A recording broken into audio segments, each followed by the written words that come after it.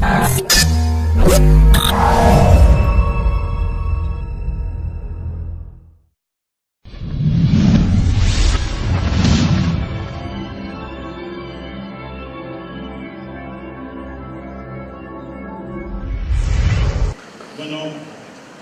gracias, es un gusto estar otra vez con ustedes.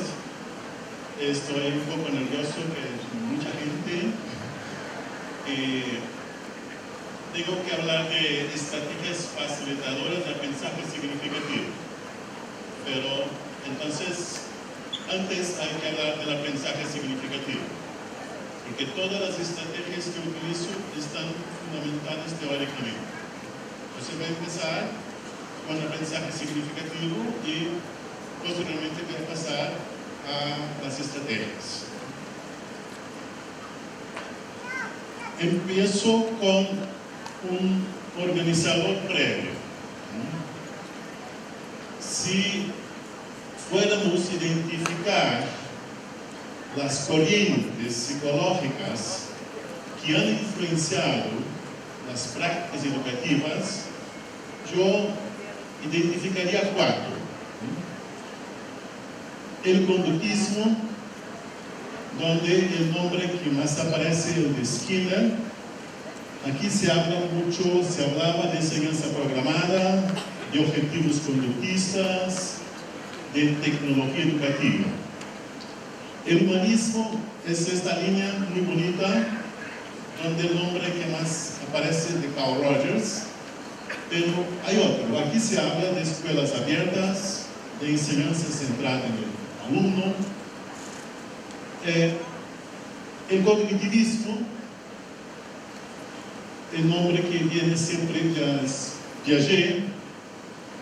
Y cuando se supone que la cognición se da por construcción, llegamos al constructivismo. Y una línea más reciente es el representacionismo. Esta línea está más cerca de la ciencia cognitiva y de la psicología cognitiva contemporánea. La psicología cognitiva contemporánea no es más la psicología de Piaget, es la psicología basada en la metáfora del ordenador. La cabeza, la mente humana funciona como si fuera metafóricamente un ordenador. Y nosotros no captamos el mundo directamente, sino que lo representamos. Y aquí entra la neurociencia, la lingüística, la inteligencia artificial, la computación. Es una cosa multidisciplinaria. Es la tendencia, cada vez más los resultados que van a influenciar nuestras prácticas vendrán de esta línea. Eso todo en un mapa. En este mapa, aquí en el tope aparecen los enfoques teóricos, el conductismo, el cognitivismo y el humanismo.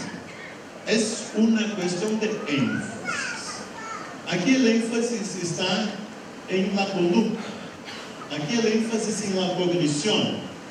Aquí pensamientos, sentimientos y acciones integradas. Énfasis en la persona. Aquí énfasis en la representación. El ser humano representa el mundo. La conducta es controlada por las consecuencias. Y aquí algunos conceptos que son típicos de cada línea. Aquí se habla de estímulo, respuesta, los objetivos conductistas. Aquí en el humanismo se habla del aprender a aprender, de la enseñanza centrada en el alumno. Aquí se habla de la mente representacional y los modelos mentales y cosas por el estilo. De esas 4 líneas, la que predomina es la conductista. La línea conductista es muy fuerte, aunque nosotros seamos constructivistas, aunque se hable mucho de que lo importante es el aprender a aprender, la enseñanza centrada en el alumno, la evaluación, el assessment, es siempre conductista. Y ahí distorsiona todas nuestras prácticas. Dentro del constructivismo hay unas cuantas teorías constructivistas. Yo voy a enfocar ahora la teoría del aprendizaje significativo. Es una teoría constructivista, hay otras. Entonces, este mapa nos da una idea de dónde estamos. Entonces, por eso es que funciona como un organizador previo. En realidad es un pseudo-organizador, porque sirve de anclaje para unas cuantas ideas. Desde la teoría del aprendizaje significativo, nunca se empieza un contenido, una clase, sin dar una panorámica, para ver dónde estamos.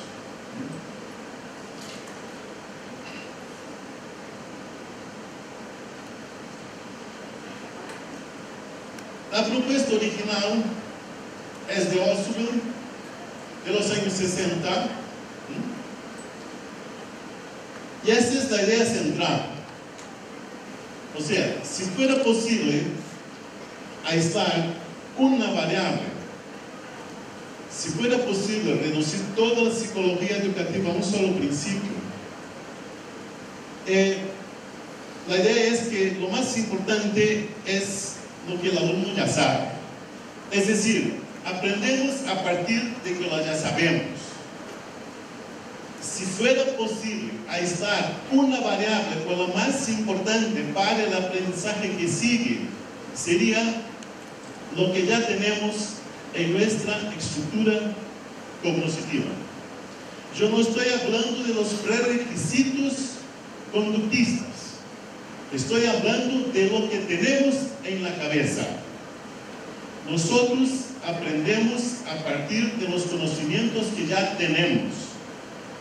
Esos conocimientos pueden ayudar o pueden funcionar como obstáculos epistemológicos también.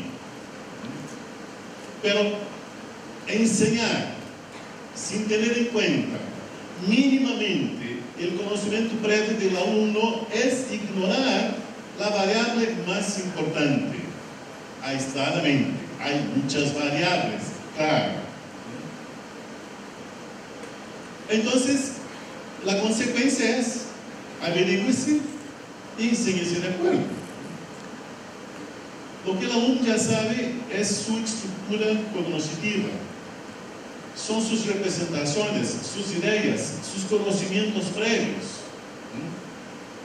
Por ejemplo, si me hablan de mapa conceptual como un diagrama, yo voy a utilizar mi concepto de diagrama, que puede ser organigrama, o que puede ser diagrama de flujo. Pero el mapa conceptual es un otro tipo de diagrama. Y entonces yo necesito de hacer esa interacción entre conocimientos que tengo y conocimientos nuevos, para dar significado a este nuevo conocimiento y no simplemente considerar como más un tipo de organigrama, en este caso, en este ejemplo, ¿no? Investigar la estructura cognitiva es buscar de alguna manera informaciones sobre el conocimiento previo de los alumnos. Cuando empezamos una asignatura, un curso, hay que ver dónde están los alumnos. Utilizar las primeras clases para eso no es pérdida de tiempo, es ganar tiempo.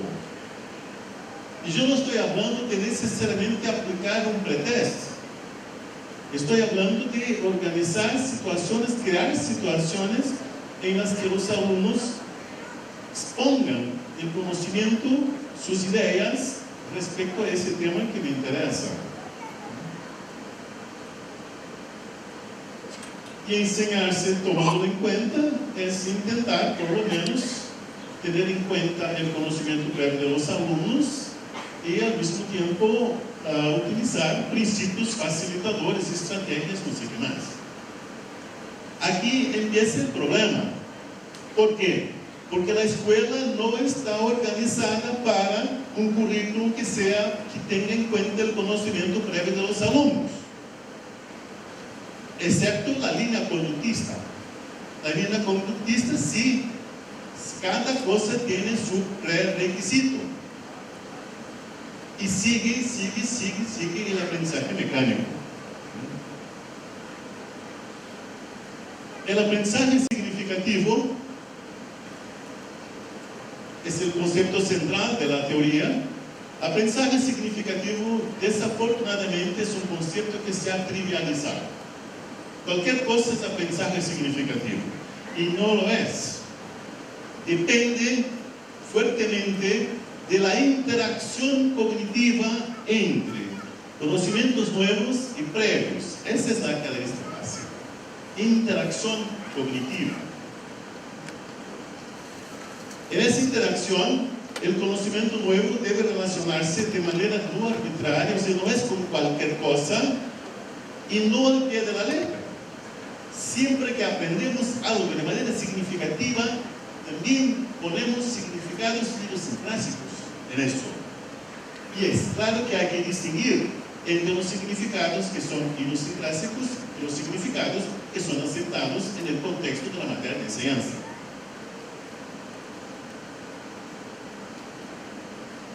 El aprendizaje significativo es adquisición de conocimientos con significado, con comprensión, es saber decir y saber hacer, es ser capaz de explicar, de describir, de aplicar conocimientos, incluso a situaciones nuevas, pero siempre con significado.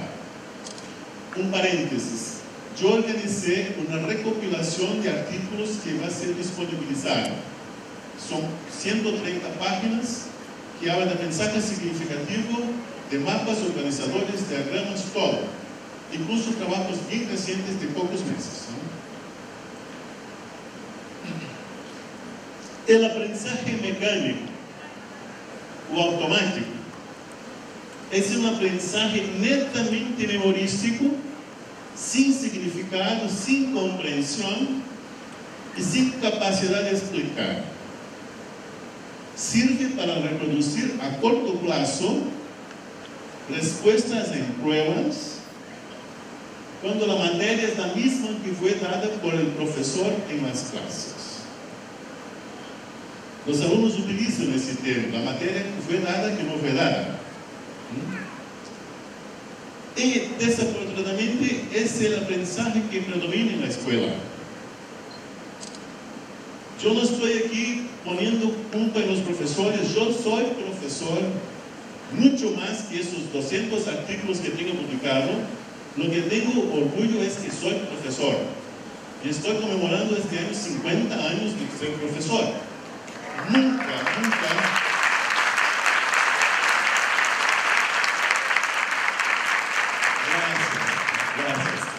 Nunca dejé el salón de clases.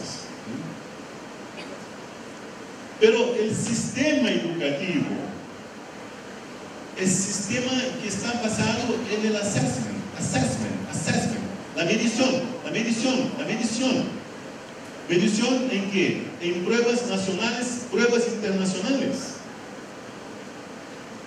Evaluación no es lo mismo que medición, pero el sistema educativo muchas veces confunde medición con evaluación. Y nosotros somos presionados, y los países son presionados a tener buenos resultados en PISA, buenos resultados no sé qué más, que son mediciones comportamentalistas, conductistas. Claro, no hay como huir de eso, pero por lo menos estar consciente que esta medición es una medición conductista, capitalista. Recientemente, hace 2 semanas, yo estaba en un congreso en Italia y había un ponente muy conocido en Estados Unidos, Eric Mazur. Y Eric Mazur utilizó el término silent killer para el asesino. O sea, es el asesino silencioso. Acaba con todo. Todas las iniciativas de una educación, de aprender a aprender, no sé qué más, el asesino acaba con eso. ¿Por qué? Porque lo que vale es el entrenamiento para las pruebas. En inglés se utiliza el término teaching for testing. O sea, enseñanza para el testeo, enseñanza para el test. Pero aprendizaje mecánico y significativo no son una dicotomía. Hay toda una zona intermedia que sería mejor que se apareciera aquí una zona gris, una zona de la progresividad, una zona que el alumno está aprendiendo. Lo malo es que grande parte del sistema educativo queda más ahí en la izquierda y no en la derecha. Las estrategias son mucho más volcadas para una enseñanza memorística, una enseñanza de respuesta correcta. Mientras que un aprendizaje significativo sería una incorporación con significado, con comprensión. Importante es, no se trata de una dicotomía. El aprendizaje puede progresivamente pasar a significativo. Y eso ha pasado con los otros profesores. ¿Cuántas cosas hemos aprendido mecánicamente? Y al final fuimos a aprender de manera significativa, ¿cuándo? A la hora de enseñar. Esas son las dos condiciones para un aprendizaje significativo. Los materiales deben ser potencialmente significativos. ¿Y por qué potencialmente? Porque el significado no está en los papeles, ni en los softwares, nada. El significado está en las personas. Entonces los materiales deben tener significado lógico, deben ser de buena calidad, no sé qué más, pero el alumno debe tener conocimientos previos adecuados. No me sirve para nada tener un libro hermoso, fantástico de física, si mis alumnos no tienen conocimiento básico de matemática o de física para captar los significados que ahí están. Y la segunda condición, que quizás es la más difícil, es la intencionalidad. O sea, el ser humano aprende de manera significativa si quiere. Este es el punto.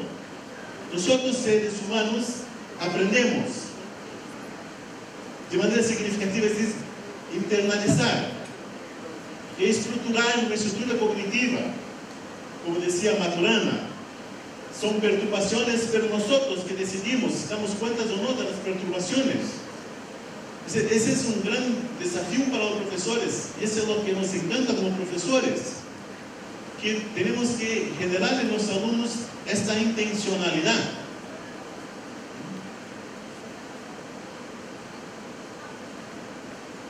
Son las dos condiciones: el conocimiento previo y la intencionalidad. Extremadamente difícil el trabajo nuestro para lidiar con estas dos condiciones.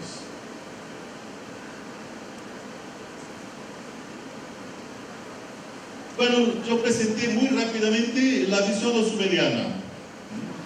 Novak, que fue un seguidor de Osubel, tiene una visión más humanista.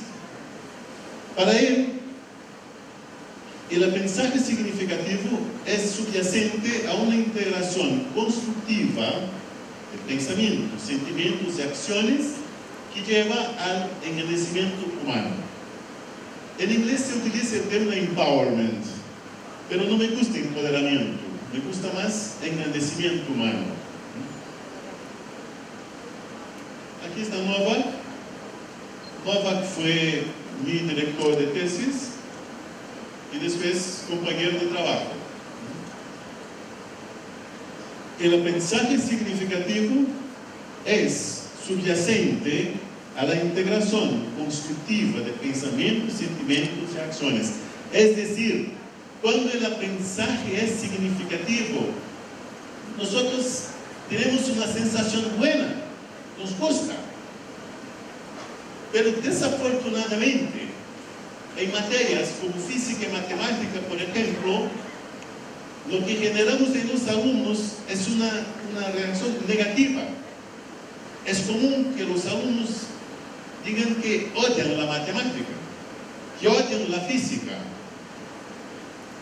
Por eso son unas experiencias muy difíciles. Hay que memorizar un montón de cosas que no se entiende, y sigue memorizando, y sigue utilizando fórmulas, y más fórmulas. Bueno, El aprendizaje significativo sería al revés. Sería una cosa placentera, que uno al aprender se siente bien. Aquí un mapa para la visión de Novak.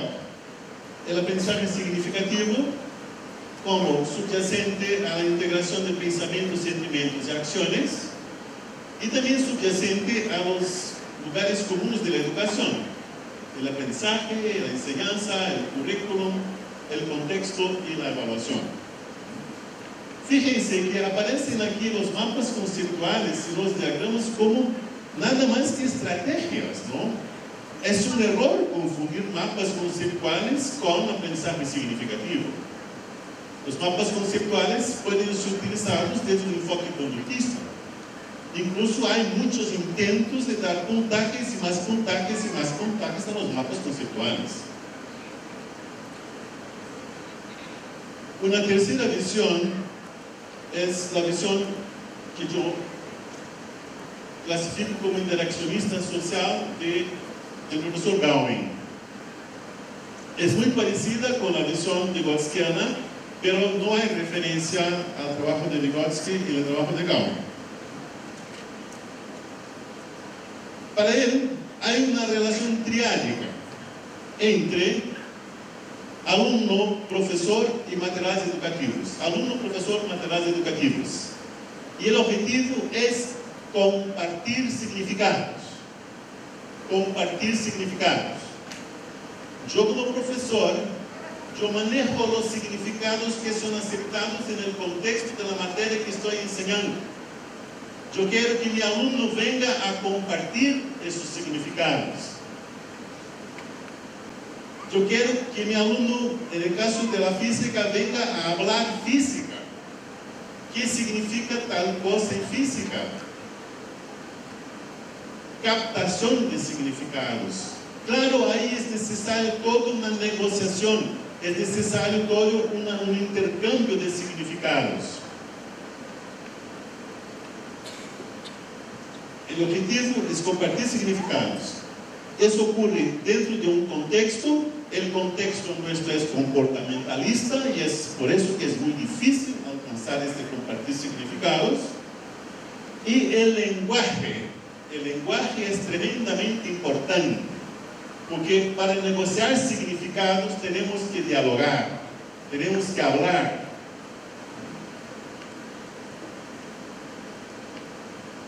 El producto de la relación entre profesor, materiales y alumnos es el compartir significados. La enseñanza se consuma cuando el significado del material que el alumno capta es el significado que el profesor pretende que ese material tenga para el alumno y que es el significado aceptado en el contexto de la materia de enseñanza. Si yo soy profesor de una lengua, yo quiero que mi alumno aprenda a hablar esta lengua. Yo no puedo decir, cuando yo enseñé, el alumno no aprendió. Eso no existe. Solo hay enseñanza cuando hay aprendizaje. El significado que el alumno capta es el significado aceptado en el contexto de la materia de enseñanza. Yo no estoy diciendo que es el único significado, no. Yo quiero que mi alumno capte el significado para un símbolo dentro de la materia de enseñanza. Fuera de la materia hay otros significados. Por eso hay que negociar significados. ¿Cuáles son los significados aceptados en la materia? ¿Cuáles son los significados que están fuera? Por ejemplo, tomemos el caso de la cuántica. La cuántica hay de todo. Hay terapia cuántica, hay crema cuántica, no sé qué más. Sí, hay crema cuántica también. Entonces yo quiero que mis alumnos entiendan qué significa cuánto dentro de la física, qué significa cuánto fuera de la física. No es así, de estar, son unos cuantos, no sé qué más. No, yo quiero que sepan qué significa dentro de la materia de enseñanza. Ahora, ¿cómo quedaría este modelo con el ordenador? Porque este modelo es ya antiguos, en la misma época de Vygotsky, otro, la interacción social muy importante, ¿no? Me parece que sería ahora una cosa cuadrática y no triádica. Tenemos aquí alumno, profesor, los materiales educativos y el ordenador. El objetivo sería lo mismo, captar significados. Pero me parece una posición un poco ingenua pensar que el ordenador es nada más que un recurso instruccional. Está cambiando totalmente nuestra vida. Es otra cosa, la mediación. Yo no tengo miedo del ordenador. Yo quiero que el ordenador me ayude en la mediación. Pero en el tiempo de Vygotsky no había ordenador. Entonces la mediación era humana y semiótica. ¿Y por qué no hoy ser también de la computación? Entonces yo presenté la visión clásica de Hostel, la visión humanística de Novak, la visión interaccionista de Gowing, y ahora presento también rápidamente mi visión, que es la visión crítica del aprendizaje significativo. Rápidamente, claro.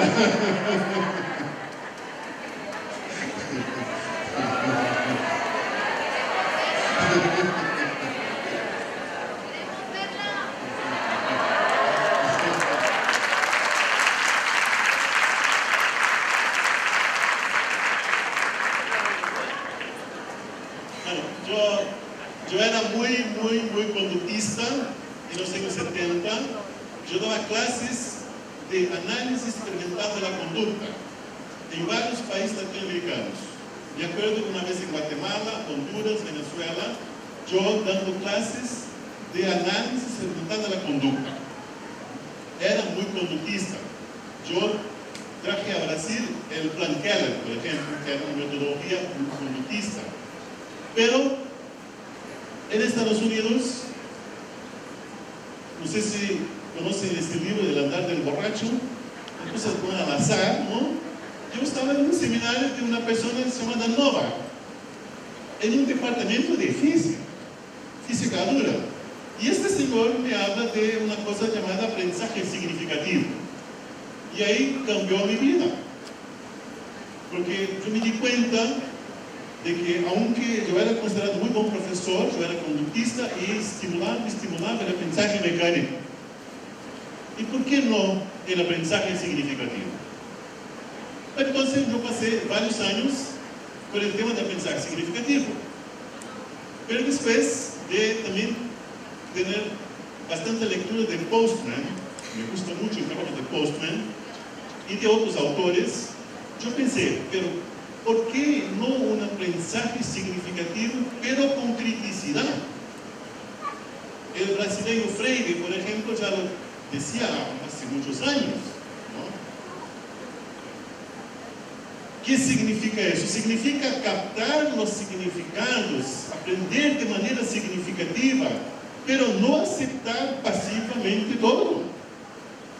Yo puedo entender una teoría física, pero ¿por qué no me pregunto, ¿y esa es la única teoría? ¿No hay otras teorías? ¿Esa teoría está acabada o puede cambiar? Eso es esta criticidad. Tiene que ver con preguntar, no aceptar pasivamente. Pero la educación contemporánea es apaciguadora, interesa. Desde los primeros cursos de ideas conductistas del siglo XIX, que sigue esta idea de apaciguadora, la educación. Entonces, el aprendizaje significativo, crítico, sería un aprendizaje que permite al sujeto hacer parte de su cultura, pero al mismo tiempo estar fuera. Es una perspectiva antropológica, ¿no? Yo estoy en esa sociedad altamente capitalista y consumista, es mi sociedad, pero al mismo tiempo yo puedo ser crítico de esa sociedad. No aceptar pasivamente cualquier cosa que quieran imponer. Entonces, yo propuse un conjunto de principios que serían: 1. Aprender y enseñar preguntas en lugar de respuestas. Toda la educación nuestra está muy concentrada en respuestas correctas, pero el conocimiento humano viene de la búsqueda de respuestas a preguntas. Las mejores investigaciones, las mejores tesis, no sé qué más, siempre son de las mejores preguntas. El conocimiento que nosotros profesores estamos enseñando a los alumnos es resultado de la búsqueda de respuestas a preguntas. Entonces, ¿por qué no enseñar al alumno a preguntar también? Pero la cultura nuestra es de enseñar las respuestas. ¿Por qué no hacer las dos cosas? Enseñar las respuestas y también enseñar a preguntar o enseñar a dudar. Esta respuesta es la única, esta respuesta es final, es definitiva. Eso no existe. No hay respuestas definitivas. Pero sí tenemos buenas respuestas. Pero vamos a buscar las mejores. Aprender a partir de distintos materiales educativos. Aquí aparece como el principio de la no centralidad del texto, o el principio del abandono del texto. Ojo, ese es metafórico. Claro que los libros de texto son importantes, pero tener un libro de texto como si fuera una Biblia, eso no es educar, eso es entrenar. Hoy, con internet, con no sé qué más, ¿por qué?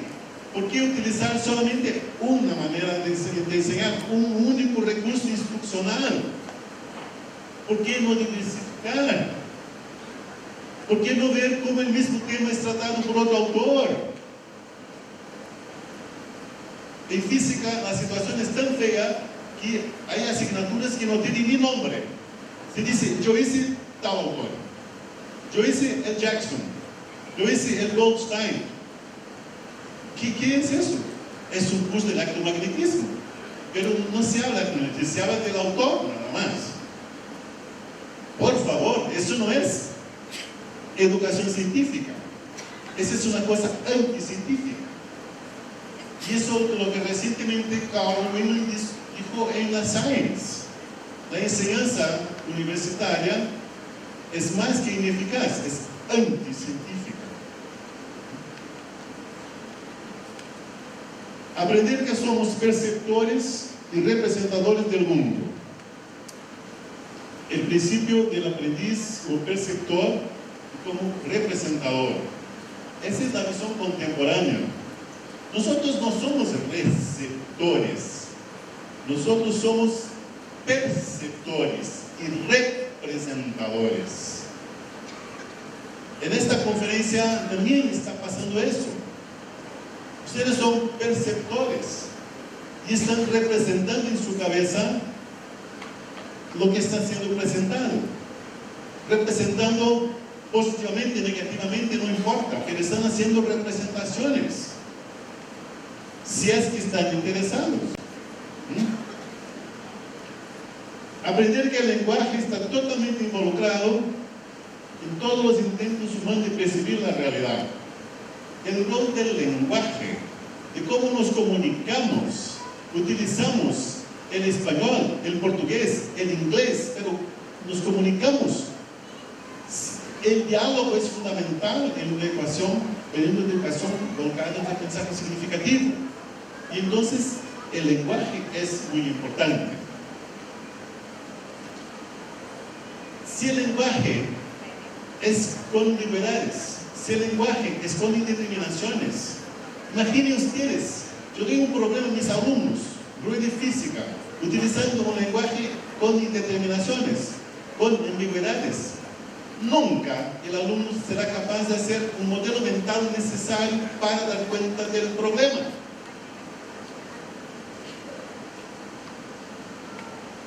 Aprender que el significado está en las personas, no en las palabras. La misma palabra significa cosas distintas en distintos contextos. O el mismo objeto tiene palabras distintas o signos distintos en otros contextos. ¿Por qué? Porque el significado es una cosa que nosotros estamos de acuerdo. El significado está en las personas, no en las palabras. Bueno, si yo tengo esa criticidad, esto me ayuda mucho. Bueno, es el significado para este contexto. Fuera de este contexto, el significado puede ser otro. Aprender que el ser humano aprende corrigiendo sus errores. No es nada nuevo. Eso ya estaba en bachiller hace mucho. Pero no está en la escuela, porque nosotros no aprovechamos el error para la enseñanza. Y es lo normal. Como seres humanos, arreglamos los errores y seguimos. En la escuela no. Aprender a desaprender. O no usar conceptos y estrategias irrelevantes para la supervivencia. Hay cosas que funcionan como obstáculos epistemológicos. Cuando yo decía en el comienzo que la variable aislada más importante es el conocimiento previo, no significa que este conocimiento siempre va a estar en favor del aprendizaje. Puede estar obstaculizando. Puede ser creencias, puede ser errores conceptuales, cosas que no me permiten ir adelante con nuevos aprendizajes. En ese caso hay que desaprender. Desaprender en el sentido de no utilizar, porque no es imposible borrar de la cabeza, pero quizás sea posible no utilizar. Yo cuando trabajo el modelo estándar de física de partículas, nunca utilizo la partícula como una pelotita invisible. No, porque las partículas elementales no son pelotitas invisibles. Pero es lo que aprendemos en la escuela, ¿no?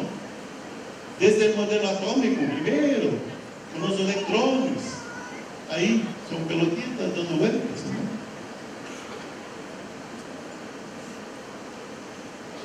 ¿no? Aprender que las preguntas son instrumentos de percepción y que las definiciones de la metáfora son instrumentos para pensar. O sea, así como el conocimiento nuestro depende de las preguntas, también depende de las metáforas que utilizamos.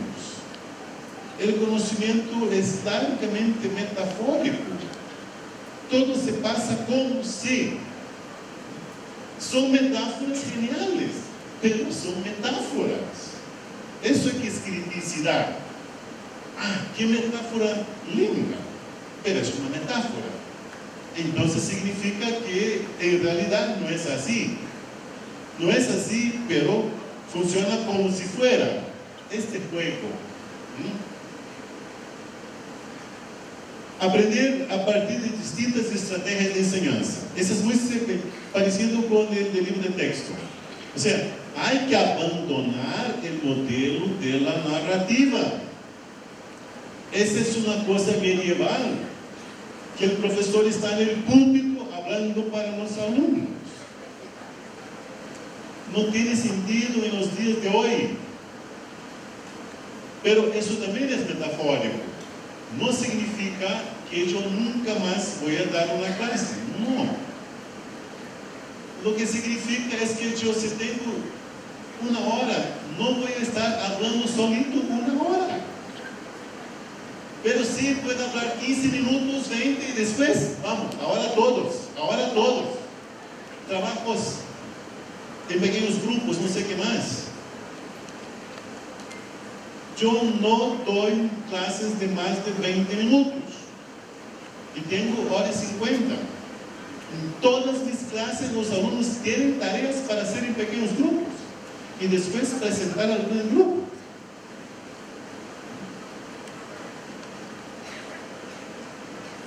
Eso significa el abandono de la pizarra, abandono de la narrativa. Metafóricamente. vamos a utilizar también otros recursos. Vamos a aprovechar este mundo digital que vivimos. Bueno, ahora pasemos a hablar un poco de las estrategias. Yo utilicé esos 40 minutos por ahí para retomar el tema del aprendizaje significativo desde varias perspectivas. Y el tema de la conferencia es bastante claro, que son estrategias facilitadoras, no sé qué más, ¿no? Ninguna de esas estrategias es mágica. Lo más importante, de mi manera de ver, es tener aprendizaje significativo como una filosofía. Yo quiero que mis alumnos aprendan con significado. No quiero que sean simplemente repetidores de cosas sin significado. Organizadores previos.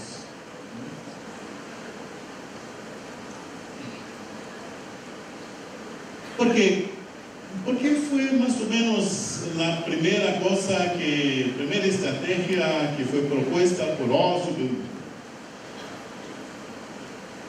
Así, si yo estoy de acuerdo que el conocimiento previo es la variable más importante, si yo me doy cuenta que mis alumnos no tienen conocimiento previo, ¿qué puedo hacer?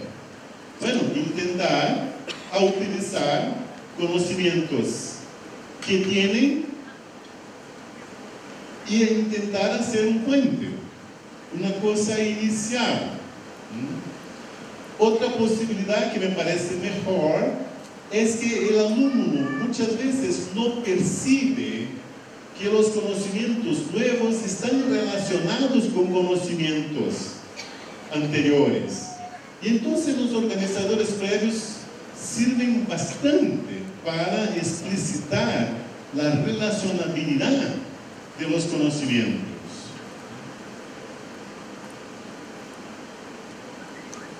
Son materiales introductorios presentados antes del material de aprendizaje. Los organizadores no tienen la intención de enseñar, son preparatorios.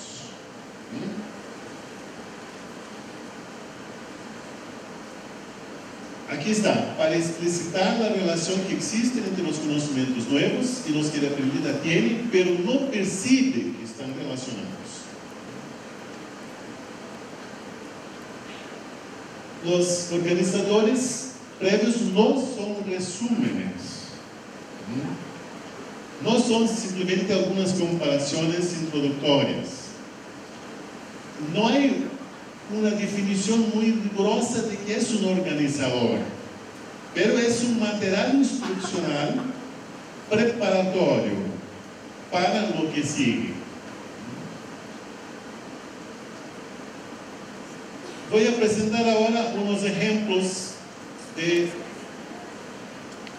creo que el primer ejemplo es este de Oswald, que se trataba de enseñar a los alumnos las propiedades metalúrgicas del acero carbono. Esa es la tarea de aprendizaje. Entonces, ¿qué hicieron? Antes, una discusión general sobre ligas metálicas. ¿Qué son ligas metálicas? ¿Para qué sirven? No sé qué más, no sé qué más.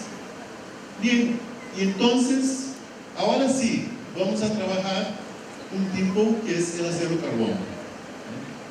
Claro, había grupo control, grupo testigo, no sé qué más. Otro ejemplo se trataba de enseñar unos conceptos del budismo a un grupo de alumnos. Entonces, antes de entrar en este tema, trataron de retomar unos principios claves del cristianismo. Otro ejemplo, se trataba de enseñar la idea clave del conductismo, que la conducta es controlada por las consecuencias. ¿A quién? A un grupo de alumnos de física. Entonces, el profesor de psicología utilizó un péndulo para medir el periodo del péndulo, la frecuencia, no sé qué más. O sea, depende de cómo cambiaba la masa, el comprimento, no sé qué más, se podía cambiar la frecuencia del periodo del péndulo. Así como se puede cambiar la conducta a partir de las consecuencias. Es aquí un ejemplo en que se comparaba. La tarea era enseñar el sistema circulatorio. Antes se trabajó un sistema de ríos, que era conocido de los alumnos. O sea, en vez de entrar directamente en el circulatorio, retoman un conocimiento previo que es familiar a los alumnos.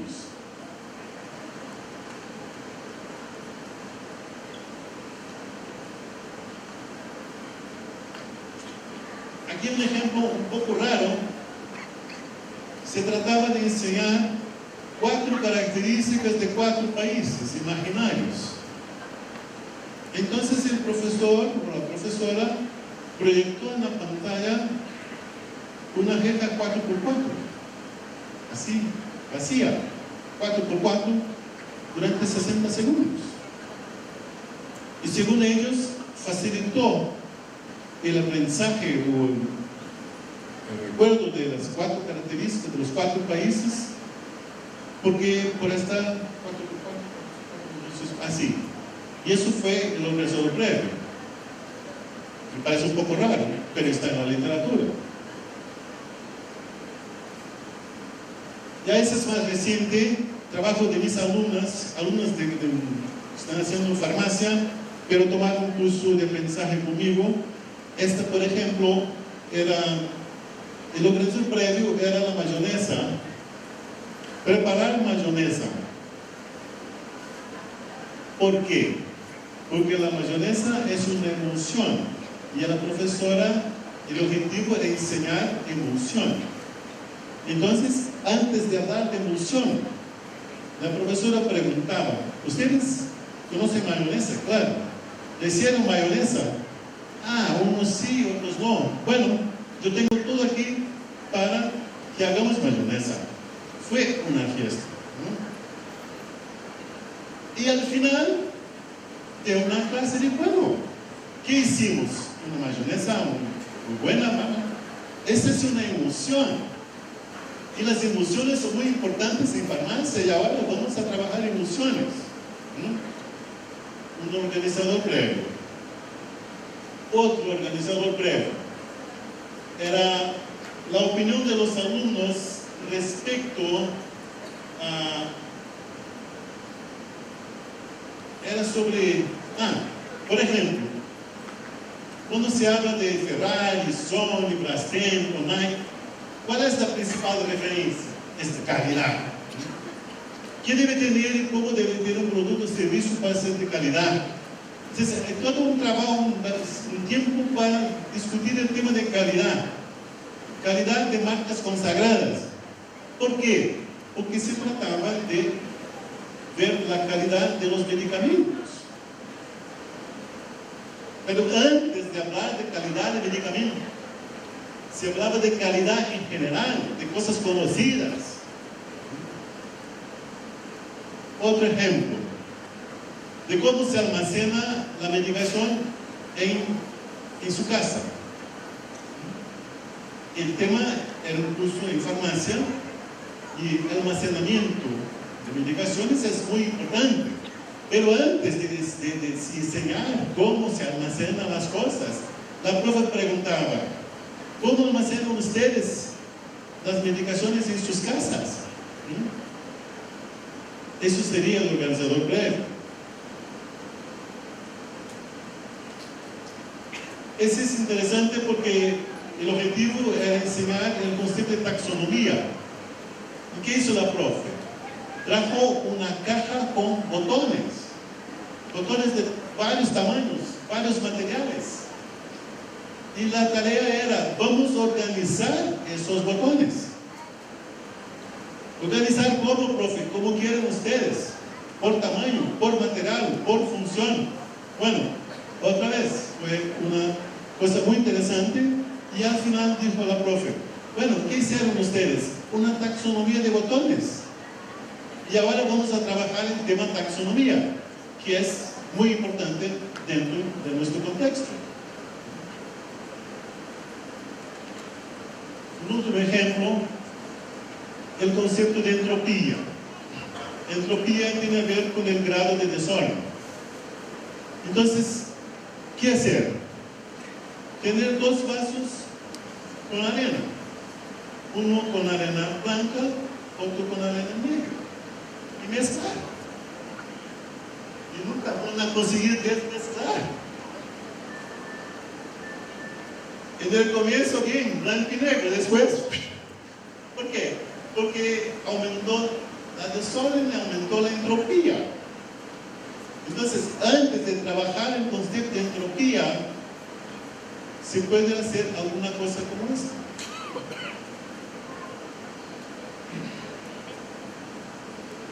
Y los mapas conceptuales. Los mapas conceptuales fueron creados en los años 70 por Nova y hoy son tan utilizados que hay congresos internacionales de mapas conceptuales. Ahora en septiembre vamos a tener el 5º o 6º, no sé, Congreso Internacional de Mapas Conceptuales. ¿Qué son? Bueno, empiezo por decir que no son, por el tema del desaprendizaje, ¿no? No son cuadros sinópticos, no son organigramas, no son diagramas de flujo. Son diagramas conceptuales que enfatizan conceptos, sus jerarquías y sus relaciones. Yo me gusta más el término mapas de conceptos, ¿no?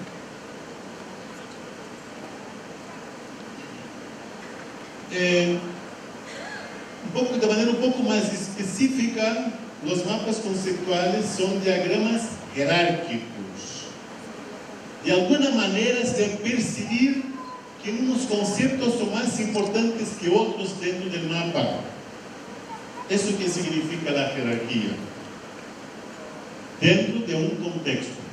En otro contexto, el mismo concepto puede estar abajo. Fueron creados en los años 70 por Novak en Cornell, con sus estudiantes de posgrado, para analizar transcripciones de entrevistas clínicas. La entrevista clínica sigue siendo la mejor manera de investigar el conocimiento previo de una persona, de un niño, una niña o adulto, no importa. En general se hacen grabaciones, transcripciones y después es la lucha para sacar algo de esas transcripciones. Y en ese proceso que se llegó a los mapas conceptuales. Yo estaba en este contexto, pero no me considero creador de mapas conceptuales. Pero yo tengo un trabajo publicado en mapas conceptuales del año 78, 1978, tengo el primer trabajo de mapas conceptuales. Hoy se utiliza para muchas finalidades. Aquí estamos los dos, Novak y yo, aquí otra vez, en algún curso de mapas conceptuales, y aquí en un congreso de mapas. La base teórica es la teoría del aprendizaje significativo. Un nuevo concepto que interactúa con un conocimiento, un concepto que ya tengo, que sería el subsumidor. En ese proceso, los dos cambian. El nuevo conocimiento adquiere significado y el conocimiento anterior queda más rico, más elaborado. Ese es el aprendizaje significativo subordinado. Claro, hay un periodo de retención que se puede separar y al final lo que queda es el subsumidor. O sea, hay un proceso de obliteración, hay un olvido, pero es un olvido con un residuo. El conocimiento quedó dentro del subsuelo. Dos procesos muy importantes en el mensaje significativo son la diferenciación progresiva y la reconciliación integradora.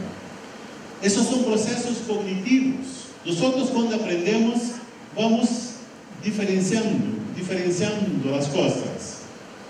Pero si diferenciamos indefinidamente, al final nada tiene a ver con nada, todo separado. Entonces tenemos que integrar. Pero si integramos, al final nada se distingue de nada. Entonces son las dos cosas que hacemos en la cabeza: diferenciación progresiva, reconciliación integradora, integrativa.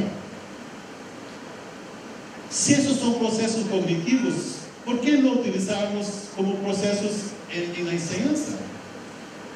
Y ahí encajan los mapas conceptuales, porque la diferenciación progresiva sería así: los conceptos generales más incluyentes en el tope, los conceptos específicos en la base y aquí en la parte intermedia. Pero hay que dar al revés también. No es solamente diferenciar, hay que integrar.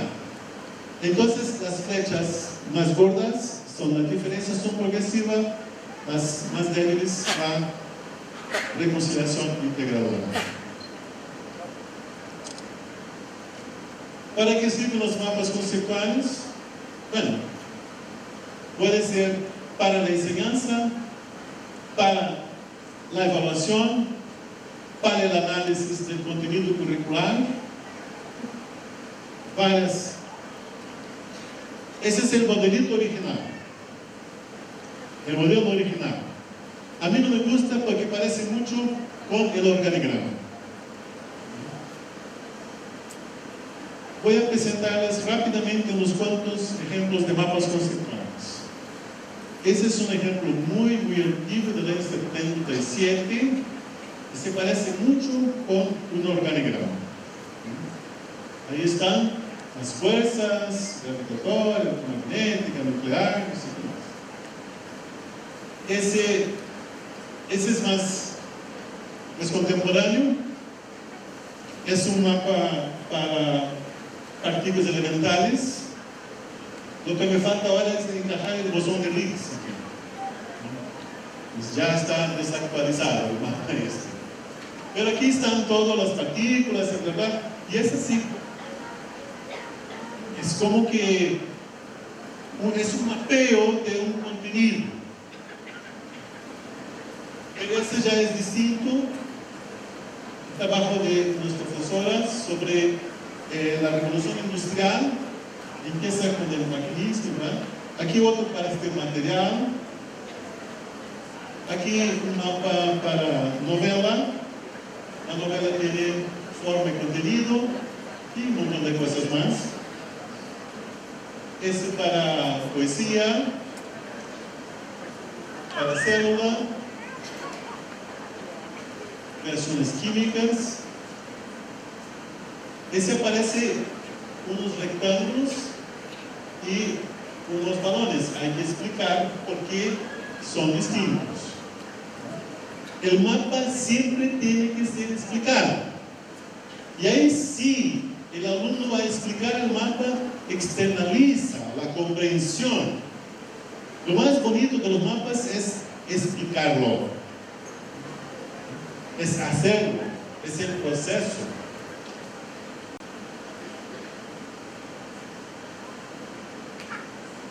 Ahora, unos ejemplos que serían mapas hechos por alumnos. Aquí, por ejemplo, el mapa hecho por el alumno en el comienzo, en el medio del curso y al final. Aquí se percibe que hay cosas desconectadas, pero al final sí, el alumno integró otra vez. Esos son 3 mapas de otro alumno. Aquí, interesante es que el alumno hizo el mapa y lo explicó. La consigna era hacer el mapa conceptual y explicarlo con sus palabras. Lo que está con estas nubecitas fueron agregados después, con la conversación con el profesor. El mapa conceptual es muy interesante para negociar, para discutir.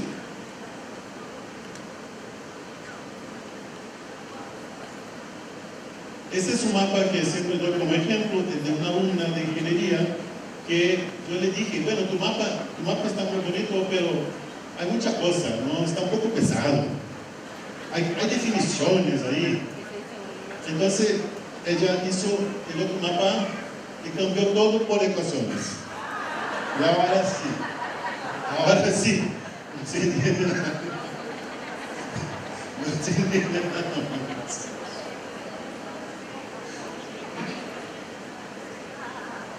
Esos son mapas hechos por niños de primaria. El primer mapa fue hecho con la profe en la pizarra y después ellos recibieron un listado de palabras para hacer sus mapitas. Niños de primaria haciendo mapas conceptuales. Eso también es después de una clase sobre Australia, ¿no? Y la tarea era hacer un mapa conceptual a partir de la clase. Fíjense la tremenda diferencia. Son dos alumnos que tuvieron la misma clase, tienen la misma edad, la misma escuela, todo igual.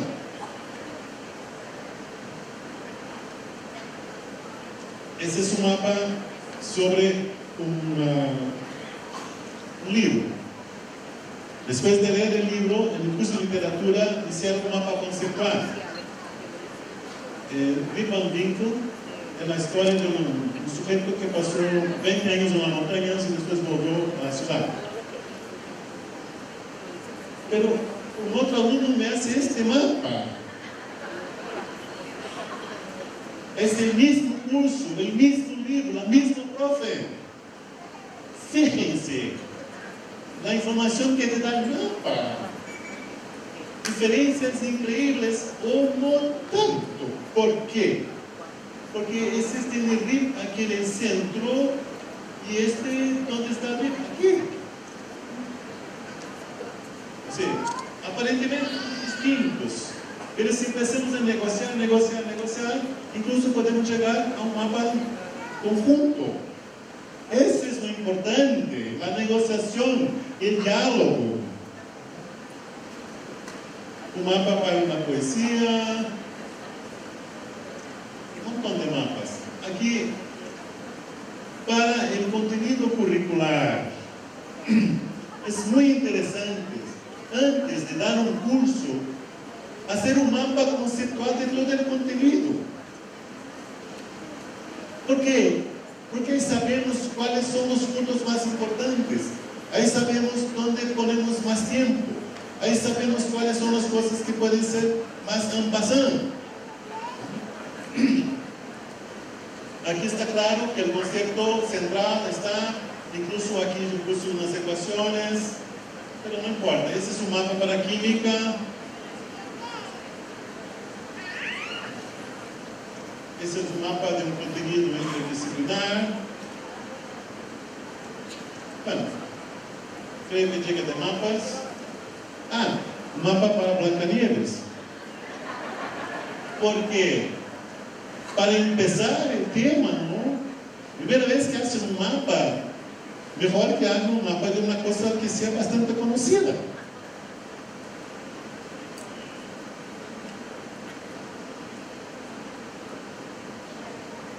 Ese es un mapa de un grupo de alumnos después de una visita a una fábrica de papel.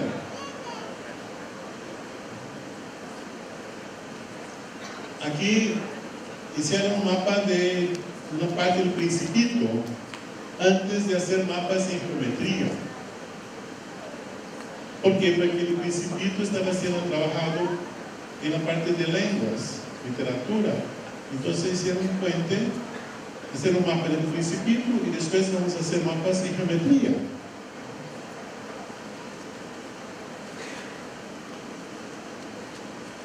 Ese es el mapa que presenté antes de la teoría de Nova.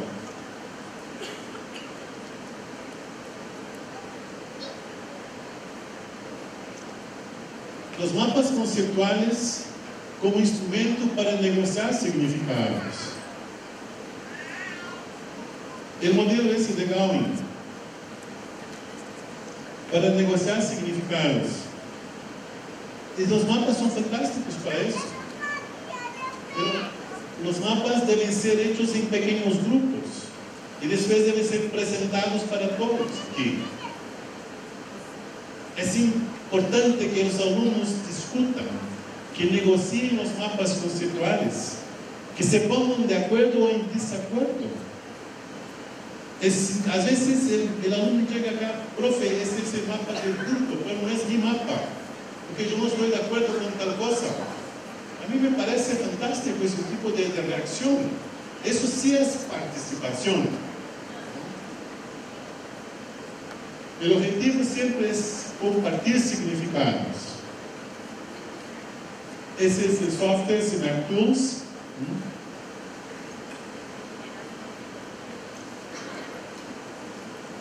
Solamente para no confundir mapas conceptuales con los mapas mentales. Los mapas mentales están hoy muy de moda, ¿no? Pero hay una diferencia clave. Los mapas mentales son libres. Uno pone lo que quiere, mientras que un mapa conceptual debe respetar las relaciones aceptadas en el contexto de la materia de enseñanza. Ahora, puede ser interesante empezar con un mapa mental para ver dónde están los alumnos y progresivamente pasar a mapas conceptuales. Ahora, otro instrumento que es la V epistemológica, la V heurística o el diagrama V. Es un instrumento para desempaquetar contenidos. Ese empezó con 5 preguntas. ¿Por qué? El profesor percibió que los alumnos tenían mucha dificultad para trabajar artículos. En un curso de posgrado no se trabaja con un libro de texto, se trabaja con artículos. ¿Por qué? Porque el conocimiento más reciente está en los artículos. Pero un artículo es una cosa muy empaquetada. Entonces, Gowing propuso así: bueno, por favor, contesten 5 preguntas. ¿Cuál es la cuestión foco, la cuestión clave del trabajo? Segunda, ¿cuáles son los conceptos clave con la base teórica? Tercer punto, ¿cuál es la metodología en el sentido de cuáles fueron los pasos?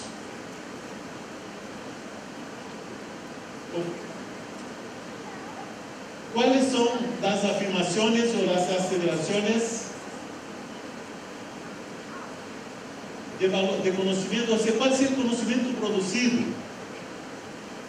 Y al final, ¿cuál es el valor? Entonces, son 5 preguntas. Al final, ¿de qué trata el artículo? ¿En base a qué? ¿Cuál fue la metodología? ¿Dónde llegó el autor? ¿Y cuál es la importancia de eso? Es un instrumento, un conjunto de cuestiones muy bueno para el análisis crítico. ¿Quién está metido en una tesis, qué sé yo, una publicación? Que se pregunte ¿cuál es al final el tema de mi trabajo? ¿Cuál es la base? ¿Cuál es la metodología? ¿Dónde llegué? ¿Y para qué sirve eso? Bueno, no sé exactamente cuándo él puso esas 5 cuestiones en un diagrama. Pero ojo, los mapas conceptuales intentan ver cuál es la estructura conceptual de un contenido. Este diagrama es para ver cuál es la estructura del proceso de producción de conocimiento. Por eso que se conoce por V epistemológica. Tiene a ver con la producción de conocimiento. Y ese es otro punto importante para nuestra enseñanza, porque en general enseñamos las cosas como si fueran terminadas, acabadas. No, son construcciones nuestras. Entonces, todo empieza con una pregunta. Una pregunta sobre qué? Sobre un evento que ocurre o que lo haga ocurrir, o sobre un objeto que existe, que yo puedo observar, medir. Tengo que hacer registros, trabajar esos registros metodológicamente. ¿Para qué? Para llegar a posibles respuestas a mi pregunta.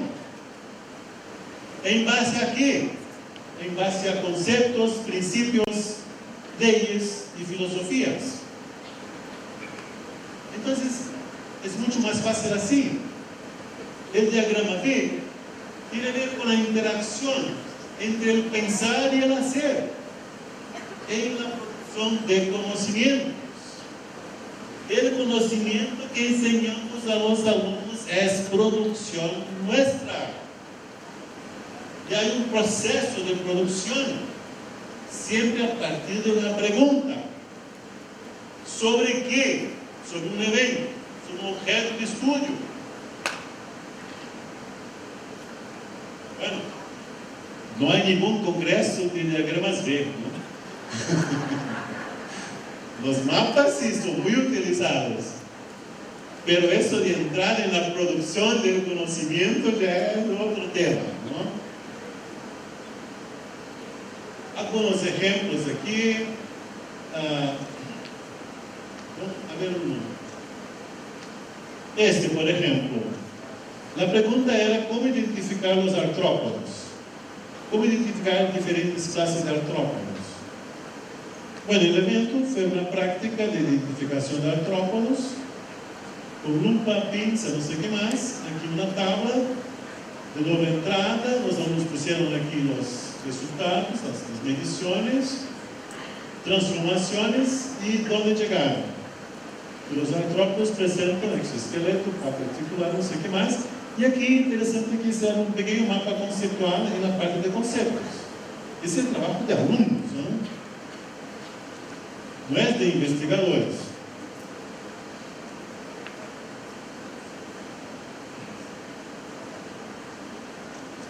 Es básicamente eso, ¿no? Es pregunta, eventos, la parte teórica toda aquí, la parte experimental toda aquí, y siempre destacando la interacción entre la teoría y la experimentación, o entre el pensar y el hacer.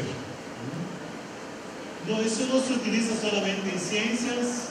No sé si tengo ejemplo aquí, pero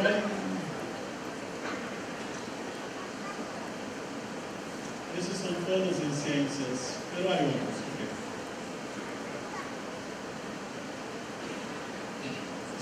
Ahora, el tema de la enseñanza centrada en el alumno, las actividades colaborativas presenciales. La enseñanza centrada en el alumno es caracterizada por los estudiantes hablando bastante, mientras el profesor habla solamente cuando necesario. Enseñanza centrada en el alumno no es cosa nueva. Eso ya estaba en Carl Rogers 1969, pero el año pasado salió en Science, una revista muy respetada, los grandes retos para la enseñanza en el siglo XXI. Y otra vez vuelve el tema de la enseñanza centrada en el alumno, no en el docente.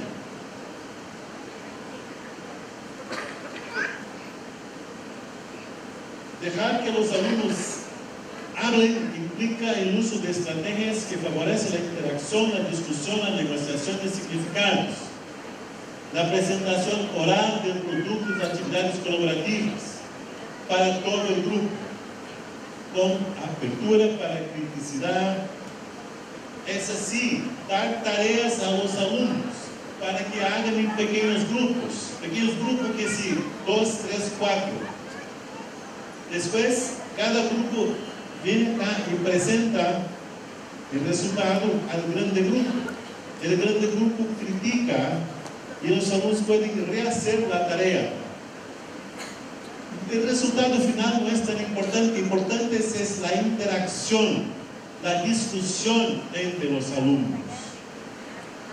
Es una cosa apasionante, esos alumnos se enganchan, pero depende, claro, depende. Estamos en una cultura que cualquier cosa que hagan los alumnos debe valer puntos. Entonces, las tareas, estas también valen puntos. Yo trabajo así. Yo doy un curso donde hay 3 evaluaciones. Y hay como que 24 tareas. Y el puntaje final es la mitad en las 3 pruebas y la otra mitad en todas las tareas. Es un juego abierto. Yo digo a mis alumnos, si ustedes participan de todas las tareas, ustedes están casi garantizada la aprobación. Y son tareas que ellos pueden rehacer, participan. Se utiliza también alguna cosa de Moodle, de internet, de no sé qué más. Pero esas son las actividades colaborativas. El alumno debe ser activo y no pasivo. No es cosa nueva, pero es cosa reciente que otra vez se insiste en una enseñanza en el siglo XXI, enseñanza en 2014. Debe haber más y más participación del alumno.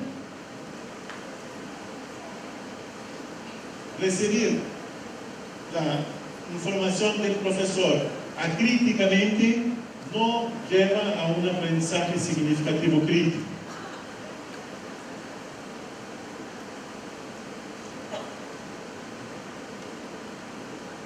Debe haber también no solamente la interacción entre estudiante y profesor, pero también interacción estudiante-estudiante.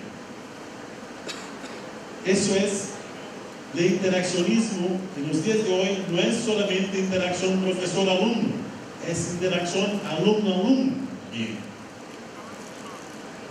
Y otra vez, los mapas conceptuales son muy interesantes para ese tipo de interacción.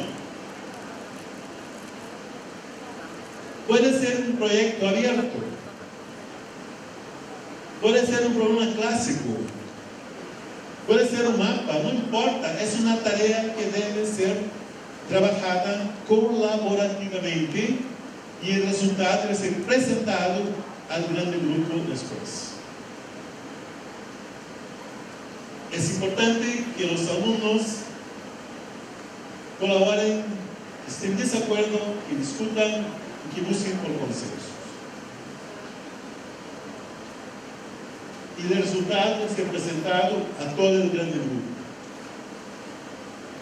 Pero hay dificultades, claro, porque los alumnos, por lo menos en el comienzo, no están preparados para eso. Van a preguntar, ¿y profe, no vas a dar clases? Yo digo, no, eso es pasado. Ahora es con ustedes. ¿Cómo? Sí, vamos. No sé si van a... Yo consigo. Mis clases en mi universidad son así, mis colegas. Las clases teoretas son las únicas que veo a los alumnos trabajando. En las otras están, no sé, durmiendo, haciendo apuntes, qué sé yo. El diálogo es tremendamente importante. Los profesores no deben quedar hablando, mientras que los estudiantes hacen apuntes, o tienen sueños, o bueno, duermen. Eso no es nuevo, ya estaba en vigor. Pero pasaron 100 años y nosotros seguimos con el monólogo y luego con el diálogo. ¿Qué pasa?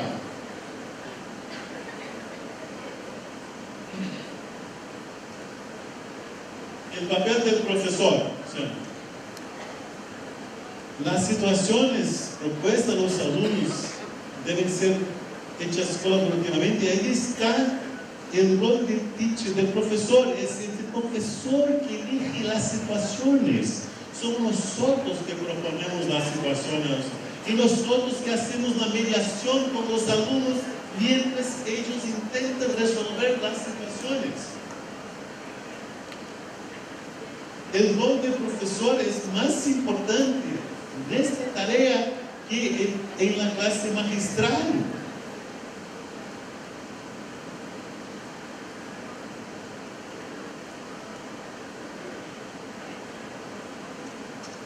Y ahora, por último, lo que estoy trabajando, que serían las unidades de enseñanza potencialmente significativas. ¿Qué hay de nuevo? Bueno, secuencias de enseñanza-aprendizaje hay muchas. En inglés son las TLS.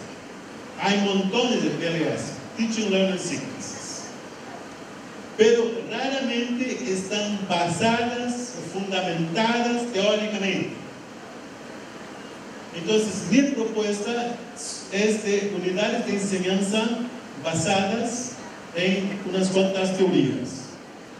La enseñanza no se trata aquí de culpar, pero es una gran pérdida de tiempo, esta enseñanza tradicional, centrada en el docente, centrada en la memorización, y los alumnos tienen un dicho que es materia pasada, materia olvidada. ¿Y por qué vamos a seguir con eso?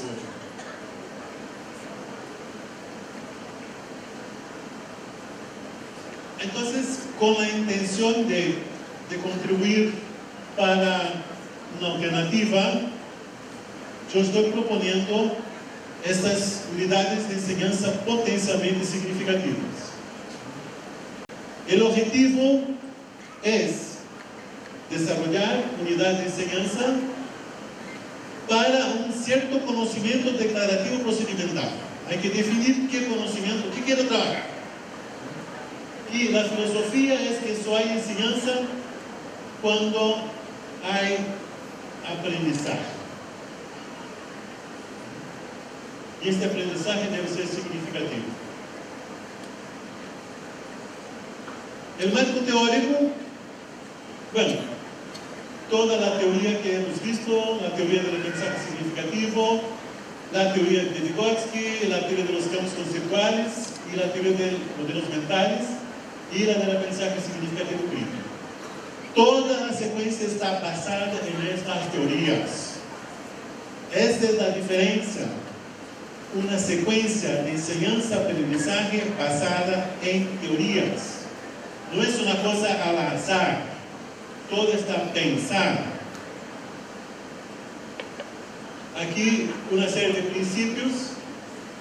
El conocimiento previo, la palabra más importante. Es el alumno quien decide si quiere aprender significativamente o no. Bueno, eso podemos pasar porque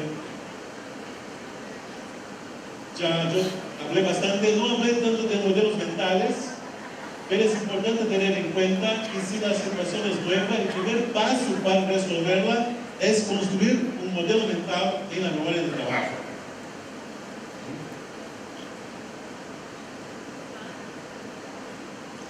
El rol del profesor es de proveedor de situaciones, problemas cuidadosamente seleccionados, de organizador de la enseñanza y mediador de la captación de significados. La evaluación debe ser realizada en términos de búsqueda de evidencias. El aprendizaje significativo es progresivo.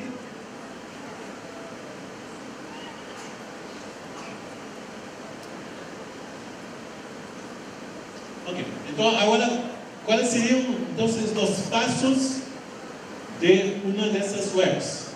Primero, hay que definir cuál es el tema. Que sea declarativo, procedimental, pero hay que definir cuál es el tema. Hay que pensar cuáles serían las situaciones iniciales. Puede ser un cuestionario, puede ser un mapa conceptual, cualquier cosa que lleve al alumno a exteriorizar el conocimiento que tiene respecto al tema. Ahora, proponer situaciones problema todavía introductorias, pero son situaciones que deben ser trabajadas. Eso puede ser a través de problemas clásicos, puede ser cualquier cosa, menos aplicación rutinaria de algún algoritmo.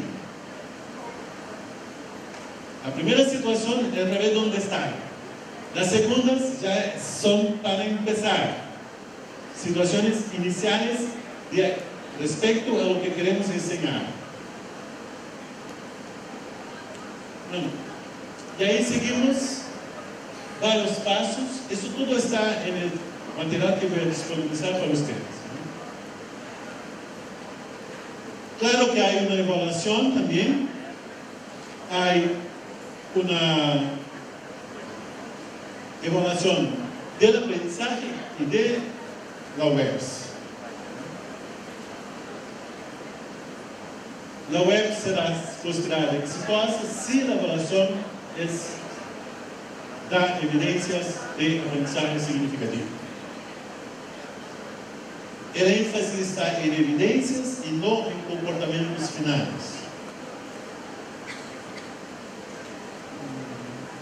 Un ejemplito, una propuesta para enseñar el modelo estándar de la física de partículas. Esa es la teoría más actual para explicar la constitución de la materia. Entonces, la primera situación es que los alumnos hacer con ellos un mapa conceptual sobre que piensan ellos de la materia. Pero tengo un ejemplo mejor aquí.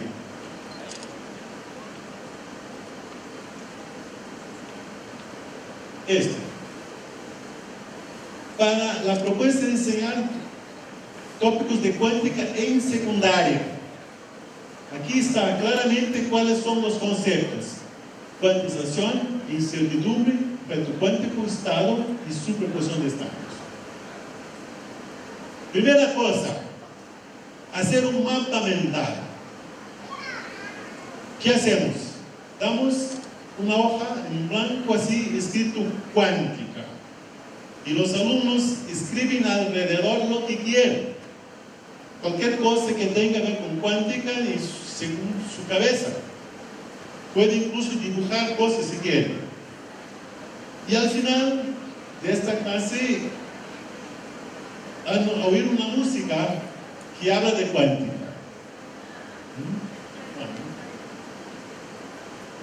Ahora, situaciones problema. Preguntas. ¿Qué has oído de cuántica? ¿De qué trata la cuántica? ¿Qué te parece esos anuncios, esos recortes, cosas que aparecen en las revistas que hablan de cuántica? ¿Qué te parece hacer una terapia cuántica? Esas son las situaciones que se proponen a los alumnos. Son alumnos de secundaria. Todas las personas son discutidas, después con un grupo, después reciben un artículo, física cuántica para todos, deben discutir el texto en pequeños grupos y hacer cualquier diagrama. Es libre, puede ser mapa, V, un dibujo, lo que quieran, a partir del artículo. Ahora sí, creo que es la hora de tener una pequeña clase sobre cuántica. Ahora, otra situación, se trabaja con un vídeo de Discovery y ahora tienen que hacer un mapa conceptual. El primer mapa era mental, ahora el mapa conceptual. Y comparar los mapas después. Miren, ese es su primer mapa y ese ya es un segundo mapa. Una tremenda diferencia. Ese es el primer mapa y ese es el segundo mapa. Es muy interesante.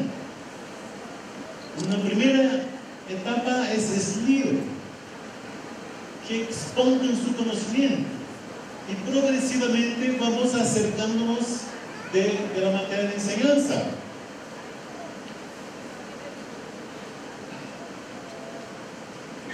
Una tarea, ellos tenían que hacer un pequeño periódico con unos pequeños artículos, viñetas, claro que con la mediación de la profesora, y después hicieron una exposición en toda la escuela de estos periódicos sobre cuántica. Imaginen ustedes, estudiantes de secundaria, haciendo pequeños periódicos, cosas exponiendo en la escuela.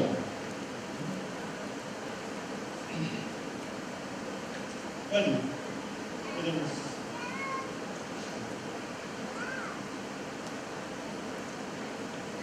Un total de 16 horas de clase, una experiencia muy interesante, que enseñar cuántica en secundaria, eso no existe. Y fue una sorpresa porque pasados el semestre siguiente, los otros alumnos preguntaban a la profe, y profe, ¿cuándo vas a dar cuántica para nosotros?